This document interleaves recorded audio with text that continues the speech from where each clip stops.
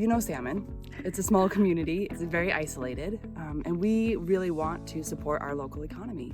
And the power of a local food system is just that, it supports a local economy. This is our 17th or 18th season growing in general. We've been up in salmon since 2013 and been really integrated and rooted into the local food scene here.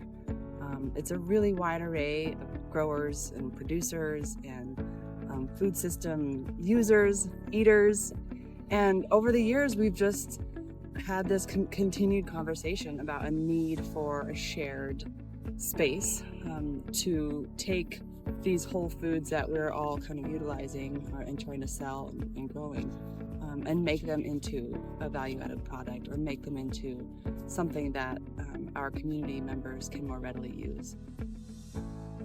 At the farm here, you know, we grow dozens and dozens of varieties of garlic, and we sell most of it here locally, you know, 16,000 to 17,000 bulbs for the salmon community.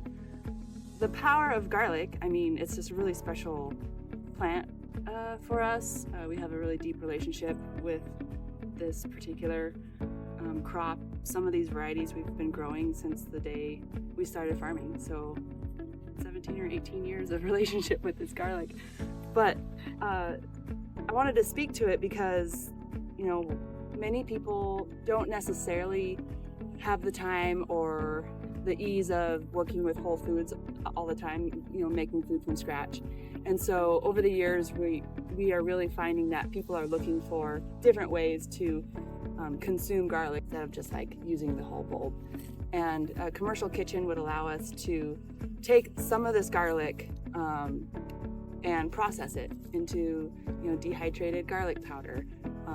We could make, you know, peeled garlic and have it readily available for river outfitters to use.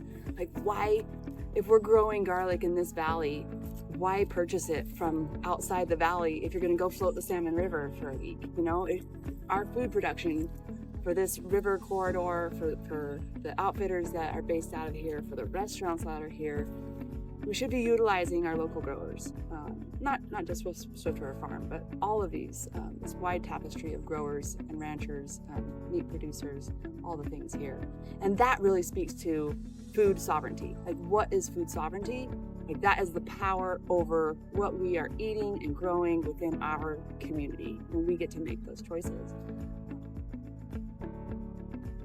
I also just want to speak to the importance of the infrastructure that's needed within a community to support local food production. It goes beyond just the producers, but really to have like a strong, robust, sustainable local food system, you not only need the growers, but you need the distribution, you need the community kitchens, you need to have the processing centers. And so when we work as a community to have this infrastructure in place and make it a priority, then we are coming together as a community to say, hey, this is important to us. That infrastructure piece is absolutely critical to having a thriving farm business in this valley. It's absolutely critical for increasing access to local foods. And it's absolutely participatory for every single person in this community, because we can all play a part. And that to me is really, really exciting and yeah, transformative.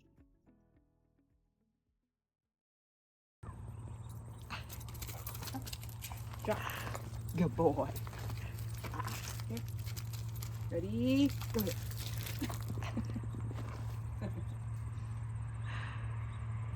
There should be joy, right? Yeah.